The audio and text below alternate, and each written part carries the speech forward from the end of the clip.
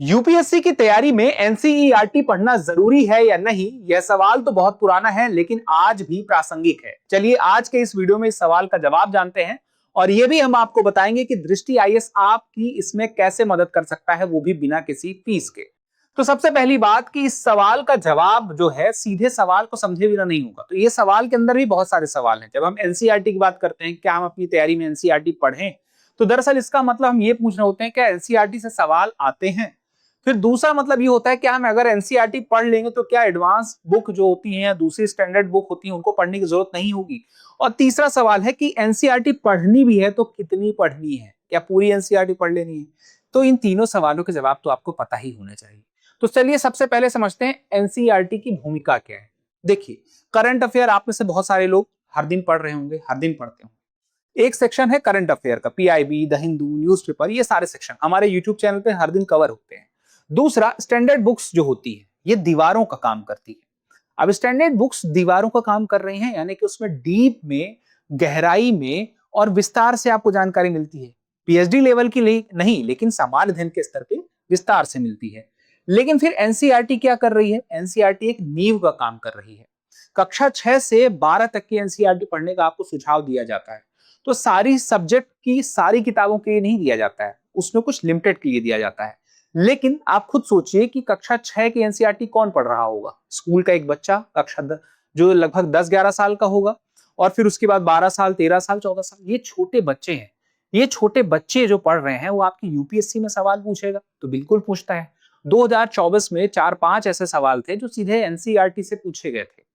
अब बात ये आती है, तो फिर इतने छोटे छोटे बच्चे ये जो पढ़ रहे हैं, हमें ये पढ़ना पड़ रहा है क्यों? वो इसलिए क्योंकि वो, मैंने पहले कहा, नींव है। और नींव का मतलब ये होता है कि इतनी सरल भाषा में वहां पे जानकारी मिली है उस उम्र के हिसाब से। आप तो उससे बड़े हैं, मैच्योर हैं, आप उस बेसिक बातों को समझ सके। आप जब बीटेक करेंगे, आपने किसी ने किया होगा या फिर कोई भी आपने कोर्स किया होगा, तो सबसे पहले शुरुआती कुछ महीनों में या कुछ वर्षों में क्या पढ़ाया जाता है? बेसिक पढ़ाया जाता है।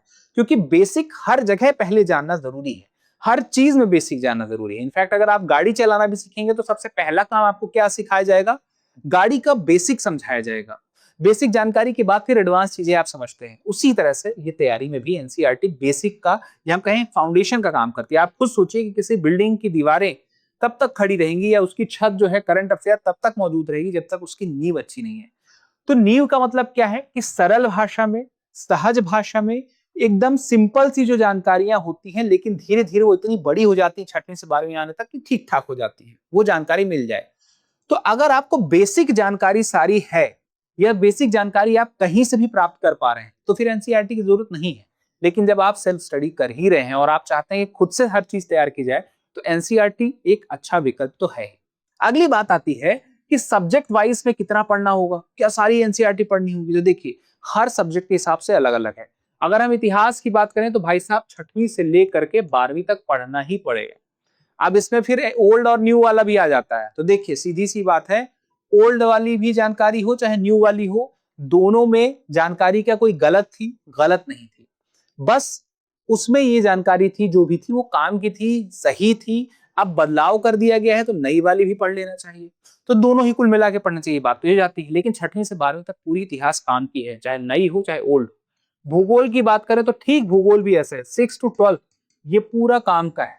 कुछ लोग इसको भी 2 हिस्सों में बांट देते हैं, लेकिन सच मानिए कक्षा 6वीं की वो एनसीईआरटी में इतनी जानकारियां हैं कि आप कई सवाल जो पीवाईक्यू आप उठा के देख लेंगे, यूपीएससी या पीसीएस के भी देख लेंगे, बड़े सवाल दिखेंगे।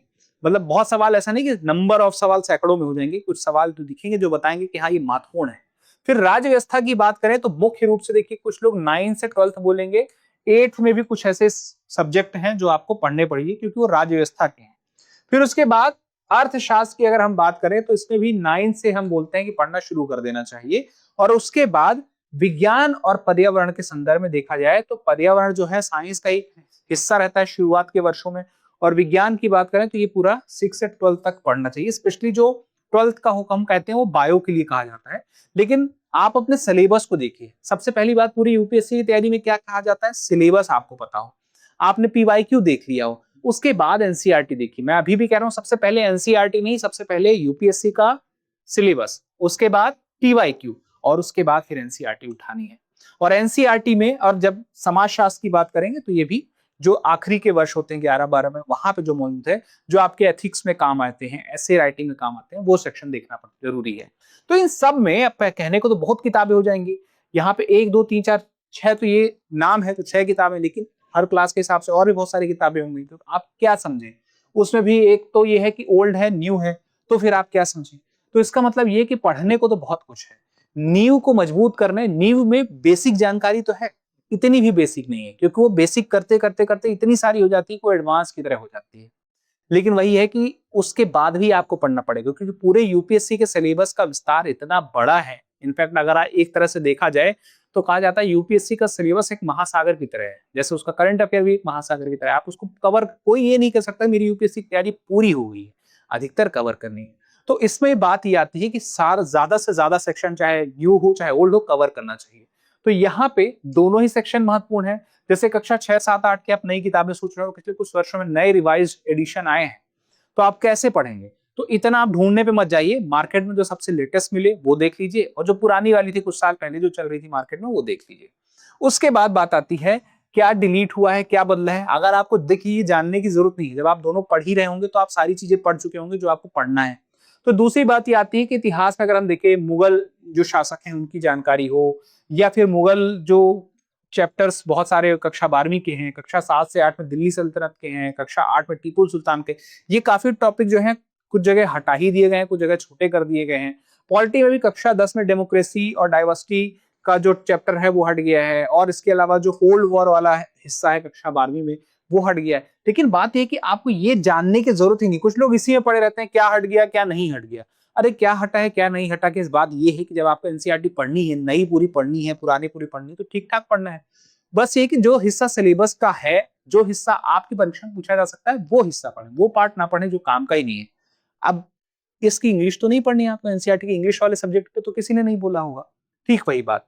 अब यहाँ पे टॉपर्स ने क्या कहा है, देखिए टॉपर्स ने, दो तरह के टॉपर्स हैं। एक टॉपर्स आपको वो मिलेंगे जो आपको बता रहे होंगे, क्योंकि आपने इंटरव्यू देखे होंगे, नहीं देख रहे हैं तो शायद आगे देखेंगे। भाई कई टॉपर्स ने कहा कि एनसीईआरटी को उन्होंने सबसे पहले पूरा किया, सबसे पहले पढ़ा।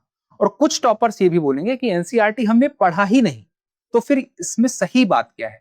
देखिए दरअसल पूरे एनसीईआरटी का मकसद है आपका बेसिक तैयार करना, और अगर आपका बेसिक किसी और तरीके से तैयार हो जाता है, अगर कोई क्लासेस लेके सरल भाषा में समझना चाहता है वैसे तैयार कर ले, तो अलग तरीके हैं बेसिक तैयार करने के। मुद्दा ये कि एनसीईआरटी में आपका बेसिक है, और वो आप कैसे तैयार करेंगे आपके ऊपर है, जरूरी नहीं है, लेकिन हाँ उससे काम चल जाता है अगर आप एनसीईआरटी करते हैं तो एनसीईआरटी कैसे पढ़े में दो तरीके हैं, ये बात याद रखिएगा। एक तो गलत तरीका है और एक सही तरीका है।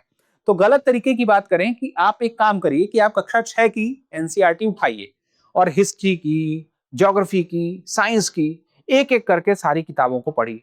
फिर कक्षा 6 की के बाद 7 में आइए और एक एक सब्जेक्ट की सारी किताबों को पढ़िए।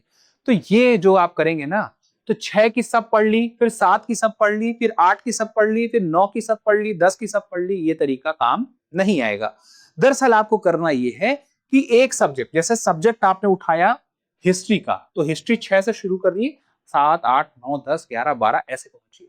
फिर उसके बाद पैसिव रीडिंग मत करिए, यानी कि आंखें आपकी सिर्फ लाइन बाय लाइन ना मूव करती रहें, उन लाइन में क्या बातें हैं, क्या महत्वपूर्ण जानकारी है, उसकी एक्टिव रीडिंग करनी होगी। यानी कि आपको नोट्स भी बनाने होंगे, वो जो कीवर्ड्स हैं वो भी समझने होंगे, डायग्राम भी बनाने होंगे, यानी कि साइड में आपके पास पेन और पेपर हो। और उसके बाद एक बार पढ़कर छोड़ नहीं देना है। कुछ लोग कहते हैं कि एनसीईआरटी को हम पूरा पढ़ लिया, लेकिन एक ही बार पढ़ें। लेकिन करना क्या है कि प्रीलिम से पहले 2 महीने पूरा एक बार रिवाइज कर लेना बहुत अच्छा होता है, और उसके बीच में भी कई बार रिवीजन अगर हो सके, जितनी बार करें आपके ऊपर है। आपका टारगेट क्या है, 27 है, 28 है या 29 है, उसके ऊपर डिपेंड करता है रिवीजन।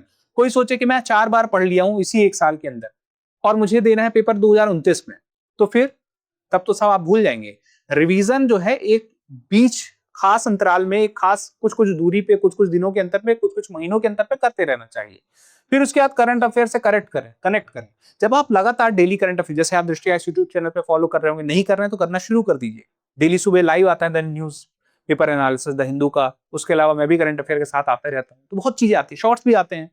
तो ये सारी चीजें कवर करते रहिए। जब आप ये पढ़ेंगे तो आप देखिए करंट अफेयर में यही सब चीजें हो रही हैं। कभी हम पॉलिटी की बात कर रहे हैं, कभी हम हिस्ट्री की बात कर रहे हैं, कभी हम आर्ट एंड कल्चर की बात कर रहे हैं, कभी हम ज्योग्राफी की बात कर रहे हैं, कभी हम साइंस एंड टेक की बात कर रहे हैं। तो जब आप पढ़ेंगे, जब मैं बोलूंगा कि जो यूरेनियम है उससे परमाणु बनाने को लेकर के, परमाणु बम बनाने को लेकर के ईरान पर आरोप लगाए जा रहे हैं, तो जब आप एनसीईआरटी पढ़े होंगे, जब आप उस पर साइंस पढ़ रहे होंगे, तो आपको पता चलेगा अच्छा हाँ हाँ, तो वो बेसिक आपका वहां क्लियर था। तो करंट अफेयर में तो आप पढ़े कि यूरेनियम और उसको लेकर के परमाणु हथियार बनाने की बात पे ईरान पर जिम्मेदारी थोप दी गई, आरोप लगा दिए गए, लेकिन उसके पीछे का वो आइडिया आपको लगेगा। ऐसे बहुत सारे टॉपिक हैं। जब आप सुनेंगे कि सुप्रीम कोर्ट ने फैसला सुनाया, तो आप जब वो एनसीईआरटी में पढ़ चुके होंगे सुप्रीम कोर्ट है क्या, और सुप्रीम कोर्ट ने अगर फैसला सुनाया तो उसका कितना बड़ा महत्व है, वो आपको एनसीईआरटी से मिलेगा। तो ये चीजें ध्यान रखनी है। और उसके बाद बिना पीवाईक्यू देखे ब्लाइंड पढ़ते जाना गलत होगा। मैंने आपको पहले ही कहा था कि सबसे पहले क्या करना है, सबसे पहले आपको syllabus, PYQ, then NCERT from class 6, no doubt. फिर उसके बाद पीवाईक्यू जब आप देख लेंगे तो आपको पता रहेगा कि दरअसल एनसीईआरटी में जो मैं टॉपिक पढ़ रहा हूं यहां से सवाल पूछा जा चुका है यूपीएससी में, तब आपको कॉन्फिडेंस आएगा। और उसके बाद अगली बात आती है कि दो बड़े मिथ इन्हें आज तोड़ दीजिए। पहला कि एनसीईआरटी ही काफी है यूपीएससी के लिए, तो ऐसा नहीं है। एनसीईआरटी काफी नहीं है, क्योंकि आपको स्टैंडर्ड बुक पढ़नी पड़ेगी, बहुत सारी मार्केट में। एक नाम लूंगा तो दूसरा नाम आ जाएगा, तो आप उनमें से कोई भी बुक पढ़ें, चाहे पॉलिटी की हो, चाहे ज्योग्राफी की हो, इकोनॉमी की हो, वो पढ़नी ही पड़ेंगी। या फिर जैसे दृष्टि कोई बुक आती है वो भी आपको पढ़नी पड़े। लेकिन बात यह है, दूसरा, एनसीईआरटी जरूरी नहीं है सीधे बड़ी किताबें पढ़ लो, ये भी एक मिथ है। अगर आप सीधे बड़ी किताबें, मोटी मोटी किताबें पढ़ लेते हैं, एनसीईआरटी नहीं पढ़ते, तो दरअसल आप एनसीईआरटी नहीं मिस कर रहे हैं। मैंने वही बात कही, आप बेसिक मिस कर रहे हैं, न्यू मिस कर रहे हैं। वो सामान्य जानकारियां जो बहुत ही सरल भाषा में है, जो आपको शुरुआती स्तर पे पता होनी चाहिए, उसी के बारे में थोड़ी गहन अध्ययन फिर आप बाद में करते हैं बड़ी किताबों में। टॉपिक सब कुछ वही रहते हैं, ऊर्जा का वही रहता है, सब वही रहते हैं, ओशन वही रहता है, लेकिन आपकी नींव कैसे मजबूत होती है उस पर डिपेंड करता है। तो एनसीईआरटी जरूरी नहीं है सीधे बड़ी किताबें पढ़ लो, तो ये भी मिथ होगा। अगर आप कहीं से अपनी नींव दूसरी जगह से मजबूत कर सकते हैं, मैंने वही कहा, तो फिर हाँ ठीक है, फिर ये बात चल जाएगी। चलिए, अब ये सारी बातों में गोल्डन रूल याद रखिएगा, एनसीईआरटी सच में नींव है। और नींव क्यों है? क्योंकि सरल भाषा में, सामान्य भाषा में वो सारे विषयों की जानकारी जो महत्वपूर्ण है, टॉपिक है, उनकी समझ आप में विकसित कर देगी। फिर उसके बाद स्टैंडर्ड बुक पढ़ेंगे, और उसके बाद जब करंट अफेयर पढ़ेंगे तो नींव, इमारत और उस इमारत की जान, ये सब कुछ आपके सामने होगा। तो सारी बातों के साथ अब ये कि दृष्टि आईएएस आपका साथ कैसे देगा, तो हम आपके लिए बिल्कुल निःशुल्क सर्विस एक तरह से दे रहे हैं। वो है बुनियाद series, old plus new NCERT इतिहास विषय से शुरुआत हो रही है, और यह 2 जुलाई 2026 यानी किसी साल के बस अभी आने ही को है, शाम को 5:30 बजे से लाइव रहेगा, सोमवार से शुक्रवार, यानी कि हर सोमवार से शुक्रवार आने वाला है शाम को 5:30 बजे। 2 जुलाई से इतिहास होगा, और चाहे न्यू एनसीईआरटी हो चाहे ओल्ड एनसीईआरटी हो, इसमें कवर किया जाएगा। तो इसकी खास बात यह है कि कक्षा 6 से 12 तक की सारी एनसीईआरटी होंगी, ओल्ड प्लस न्यू तो होगी ही, चैप्टर वाइज कॉन्सेप्ट बिल्डिंग होगी, और उसके बाद एमसीक्यू और पीवाईक्यू का भी विश्लेषण किया जाएगा। यानी कि हम अभ्यास भी करेंगे, हम आए हुए प्रश्नों को भी यूपीएससी में देखेंगे और समझेंगे कि इस टॉपिक से कैसे आया था। और उसके साथ ही जब आप ओल्ड और न्यू का पूरा ये झमेला ही आपका खत्म हो जाएगा, क्या जोड़ा क्या हटा, क्योंकि यहाँ पे हम आपको क्लियर कर देंगे। तो ये बहुत ही फायदेमंद सीरीज है जो आपकी मदद सच में करेगी, और उम्मीद है कि आप इसका लाभ लेंगे। तो उसके लिए चैनल को सब्सक्राइब कर लीजिए, और हमारी और आपकी मुलाकातें लगातार होती रहें, इसके लिए हम आपसे जुड़े रहना चाहेंगे। अब एक और महत्वपूर्ण जानकारी कि आपके मन में कोई भी सवाल है तो आप हमें इस नंबर पे कॉल कर सकते हैं, 8750187501। तो दृष्टि आईएएस को आप अपना तैयारी का साथी बनाना चाहते हैं कि इस नंबर पे कॉल कर लीजिए और डाउनलोड कर लीजिए दृष्टि लर्निंग ऐप। अब एग्जाम की तैयारी को और बेहतर करने के लिए हमारे चैनल को लाइक, शेयर और सब्सक्राइब करना ना भूलें।